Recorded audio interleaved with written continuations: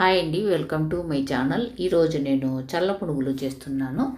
చల్ల పునుగులు చాలా ఈజీగా చేసుకోవచ్చు. మనం అప్పటికప్పుడు ఈ విధంగా మనము ఈవినింగ్ టైం చేసుకోవచ్చండి. ముందుగా మిక్సీ జార్ తీసుకునేసి 2 కప్పుల రైస్ వేసుకుని కొద్దిగా వాటర్ వేసుకునేసి ఫైన్ పేస్ట్ లాగా చేసుకోవాలండి. ఫైన్ పేస్ట్ లాగా చేసుకున్న తర్వాత ఒక గిన్నెకు ట్రాన్స్ఫర్ చేసుకోవాలి.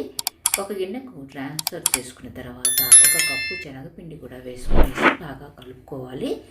కలుపుకున్న తర్వాత నేను మీడియం సైజు ఆనియన్స్ ఒక 3 తీసుకునేసి చిన్న చిన్న పీసెస్గా కట్ చేసుకొని వేసుకున్నాను. ఆనియన్స్ తర్వాత కారము ఒక 2 స్పూన్లు, జీలకర్ర 1 స్పూను, టేస్ట్ తగ్గట్టుగా సాల్ట్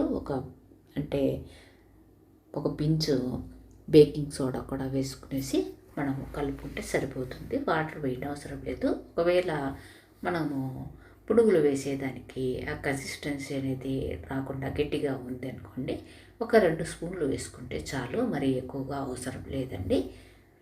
డీప్ ఫ్రై కోసము మనము దర్సరి కడాయి తీసుకుని దాంట్లో ఆయిల్ వేసుకొని స్టవ్ ఆన్ చేసుకునేసి హై ఫ్లేమ్లోనే మనకు ఆయిల్ అంతా వేడెక్కాలండి. మనం అప్పటికప్పుడు 5 నిమిషంలో ఇలాగా చల్ల పునుగులు అనేది మనం ఈజీగా చేసుకోవచ్చు. వేడి అన్నమే మనకు ఉండాలని అనేది లేదండి. మనకు ఒకవేళ రాత్రి పూట మిగిలిన అన్నమైనా కూడా అప్పటికప్పుడు ఈ విధంగా చేసుకోవచ్చు.